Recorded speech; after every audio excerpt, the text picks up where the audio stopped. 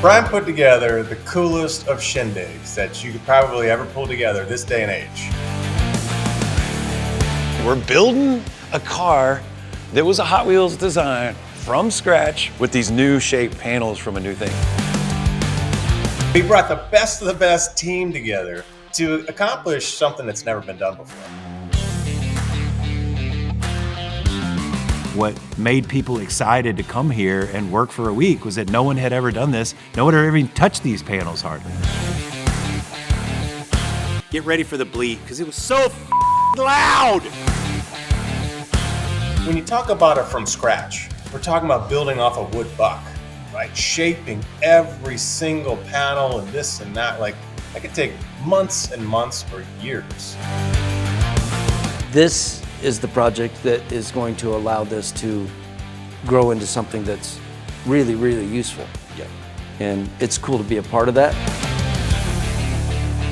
He pulled this crew together, and somehow, with some combination of skills and some new technology, which I'll let him explain, knocked out an entire vehicle bodies from scratch on a wood buck in just days. Just days. Unbelievable.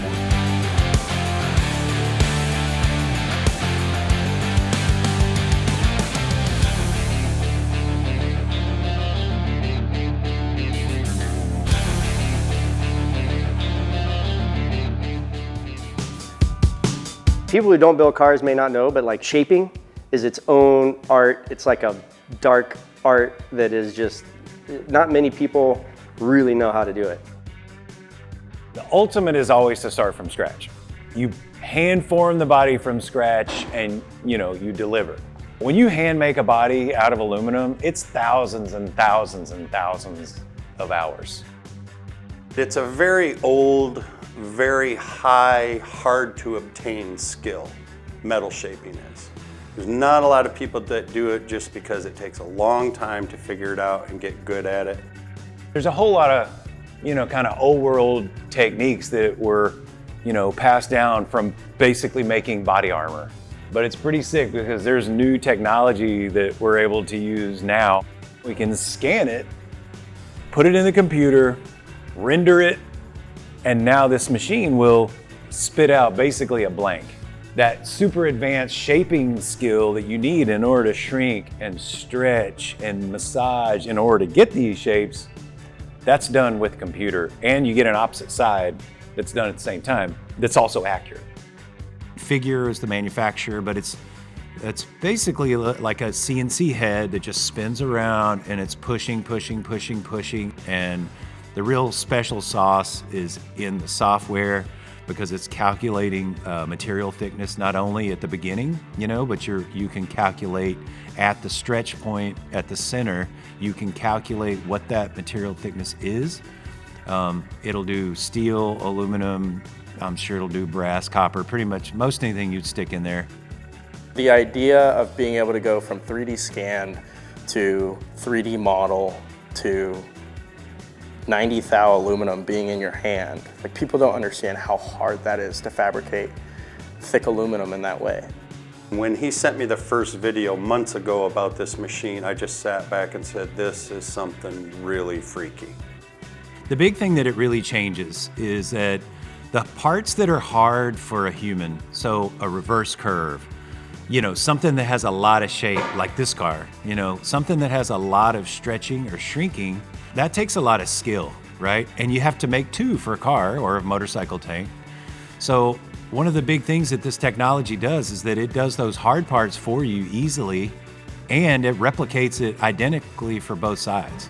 The big time savings to think about is like, okay, if this was a 50-hour part that would take you, a good craftsman, not a beginner, take a good craftsman 50 hours, it is now done in 50 minutes, plus obviously design time, but you're only designing one side.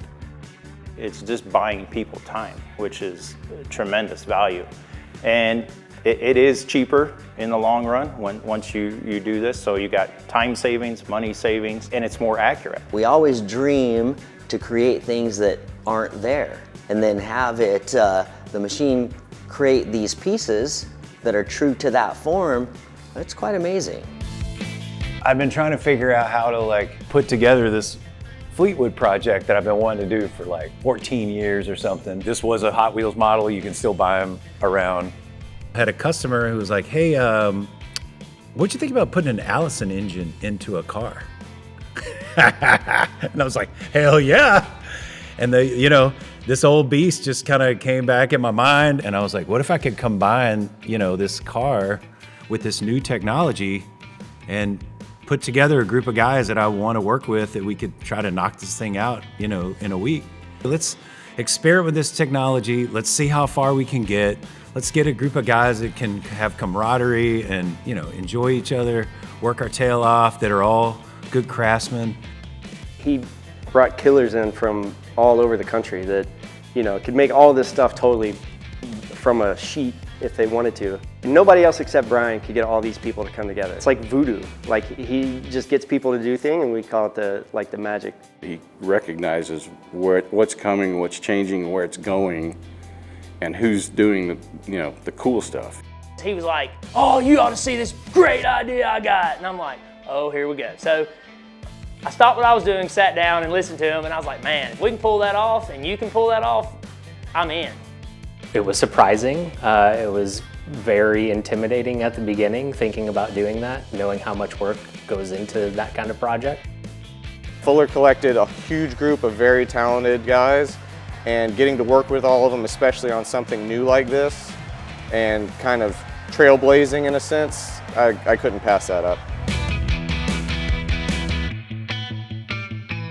Brian being able to use his resources and his personality to bring all these people together to take our technology and share it with the world is overwhelming. I'm very thankful for it. Brian had sent me pictures of it, and seeing pictures of it, and he sent me some renderings of like the chassis and things like that that are in his brain. It is absolutely insane. And seeing the videos that he's posted, it looks large, but you walk in the room. Myself and one of the other guys got here at the same time earlier in the week, and we walked in, and both of our reactions were, holy crap, as soon as we saw this thing, like how massive it was. It is over the top and it's crazy, but I think that just it comes in line with everything that he does, and it's always successful. So I think it's tremendously fun.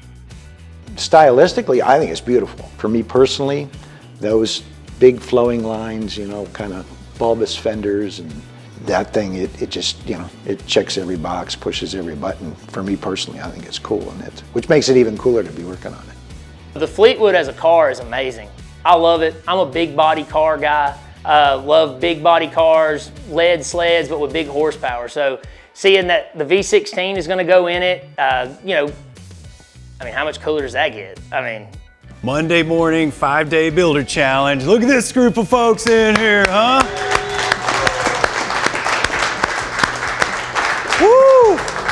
We're gonna try to build a 19-foot Hot Wheels car in a week.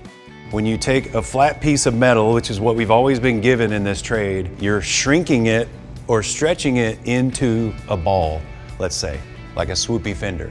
Up until now, you would hammer it, kick shrink it, put it in a thumbnail die in order to change the amount of material that you're working with. An amount of material determines shape.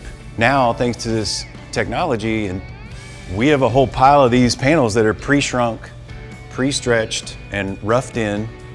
We're still gonna have to do a lot by hand. It's one of the big things everybody's worried about, is that, the trade is going away. The trade is not going away. This is 3 years of work. So if it goes down to 2 years of work, I'm pretty freaking happy about it. So we got metal, we got good tools. So there's 48 panels in this box, and we're gonna try to get all on this car and put it together. I know everybody is sort of listening to him, but they're all looking at that crate like, man, what do all these parts look like? When we first opened the crate that Tom brought up here, and just seeing all the panels in there, and everyone's just, we created a chain going from one end of the shop to the other, and laying panels out, and just how many panels there were. It's like watching a bunch of ants find a peanut butter and jelly sandwich or something, And it was all in wrapping. We just rip it out and we're carrying it over there. We opened up the crate, we got all the panels, and everybody was new, everybody was fresh. Nobody really knew exactly how the week was going to shake out, but we knew that we were excited to try to assemble this puzzle. The first thing, which was the smallest, was understanding what you were looking at when we opened up the crate.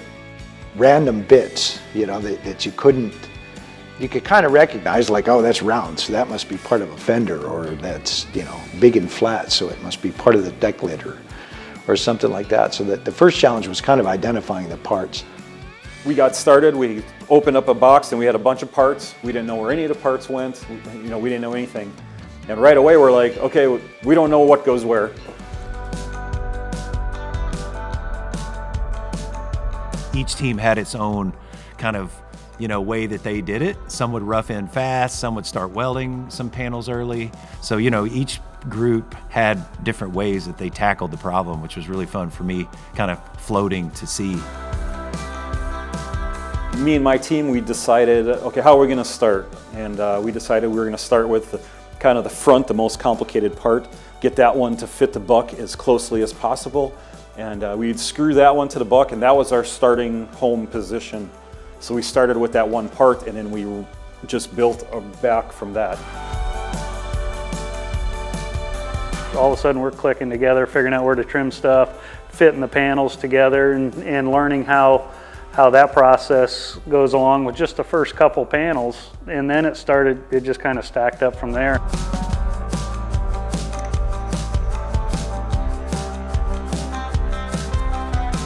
We found out on the panels, once they come in, that the edges aren't a flat edge when it comes off the machine. They have a radius on them, and I'm guessing that's from where the machine holds it in place.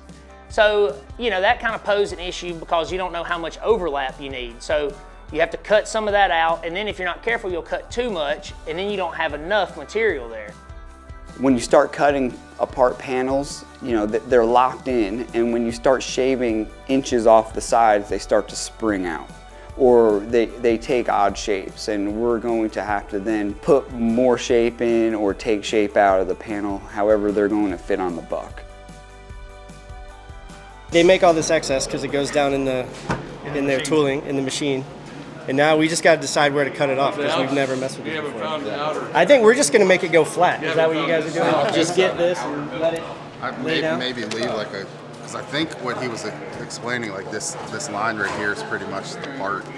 Okay. But I mean, if you leave like a quarter inch extra. Yeah, see, we marked it here. So we're thinking about cutting off and getting it where it lays reasonably flat. Yeah. To at least see what we're working with. Grinding and chipping away at it until it gets down in there. Better cut more times than too much.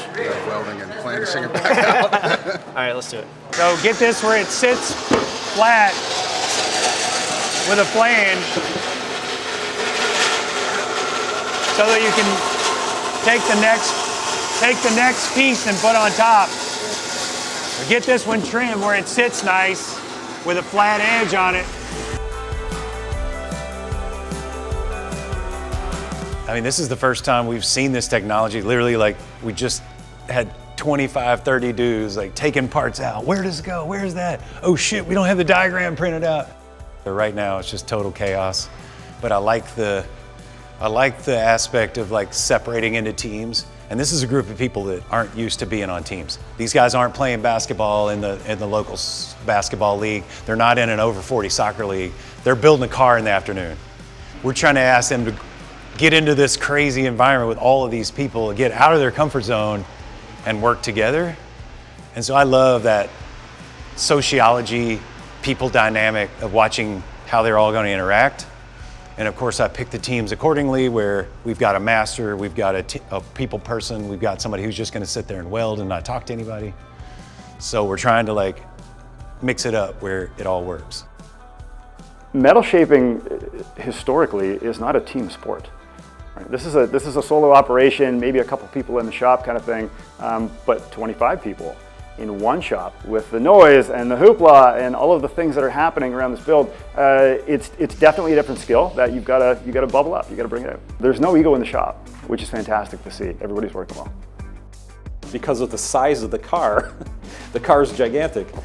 These parts are big. So we have a big part, and now when we have a weld and we have to planish a weld out and smooth it all out, it's difficult to get it in a machine and stuff. So I guess in hindsight, we may have jumped the gun a little bit and welded a little sooner than we should have, where we could have planished some welds out in the first part, got to the second part, welded it, planished it out, and so on. None of us do sheet metal work the same way. You can take two incredibly talented, world-renowned fabricators, put them in the same room, and they will do the same task differently. And so anytime I'm with this type of group, I'm always looking for those little key pieces of things that maybe I'm struggling with personally. And those are absolutely abound through the room.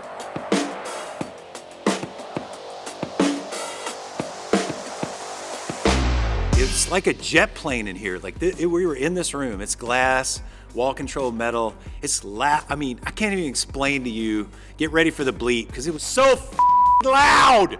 I mean, like I would go like right up to somebody's ear and I'm yelling like, I need to take the fender or whatever, you know, whatever it was. And they just look at me like, I don't know. I can't hear you, man. So we'd have to go outside. Like it was literally like a freaking jet plane was inside this shop. It was so loud. So the metal that they've done these panels out of is 6061, which is typically a structural aluminum, but it's a 6061 0 designation, which means it's really soft. So it has a very low tensile strength, even in comparison to the metal we use to shape.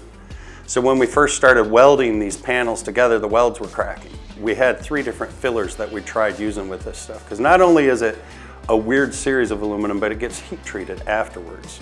So it's really hard to tell the metallurgical makeup of the metal. Everybody out there is a pretty competent welder, but when we got to welding aluminum, you know, it's choosing the correct rod, you know, getting the correct penetration. Are we going to weld the backside? You know, a couple of the guys ended up having cracking issues with their welds. The heat affected zone, so that's the material away from the weld, would get hard and would stress and crack. So we were welding with 1100 series rod, now we're going 4043 rod. And so far so good, it seems like. There's been some challenges as far as the way it normally behaves. So we've had to tweak some things, and that's part of what's been great about having all these guys that are really experienced is we can bounce ideas off of each other. I don't think the ideas that all of these other guys with all these different experiences and specialties brought to it would be figured out in a one-shot deal. I think that's been big for the process in general. You go and you weld the top side as good as you can, right? When you're fitting stuff up and you got gaps, you're not always getting 100% consistent penetration. All you're doing is taking out the little stress risers on the back. Everything should be very well penetrated, but when you start beating it with a hammer and hitting it with things, fractures and cracks will propagate on sharp edges that will be left with inconsistent penetration and things like that. So you want to really just smooth out everything and give you the best chance to get a smooth crack-free panel when you start beating it in the power hammer. And this is only on aluminum, you don't do it on steel. No, it's not steel. You'll see that you'll always have a little bit of an etched area with aluminum left over from the oxidation, and they don't always form together perfect. And that power hammer loves to show those little flaws when it starts going after the metal. Cool. Yeah.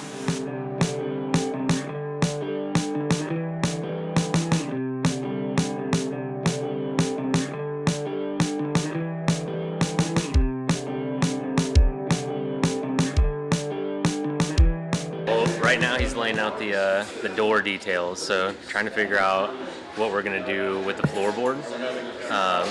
Chip really likes the idea of raising the floorboard up in the front because it's going to end up giving a way better looking door on the side of the car, because right now the way that it's laid out is it's just a straight panel at the bottom of the door.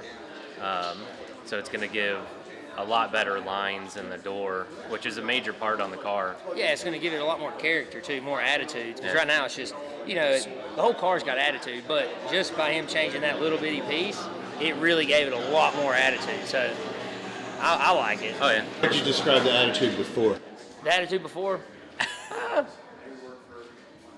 Kind of like a mall cat. Mall cat. Mall cat. Kind of like a mall cat. But now with the floorboard raised, it's like a panther. Like a panther.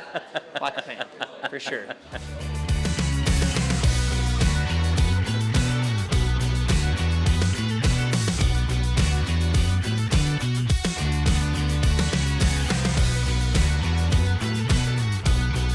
nobody knows. This is the actual V16 power motor. Last second we got shipped in. Yeah, I've already peeked. It wasn't what I expected. You peeked? I did peek. I couldn't I'm help not it. gonna I took peek the yet. screws out. I'm not gonna peek.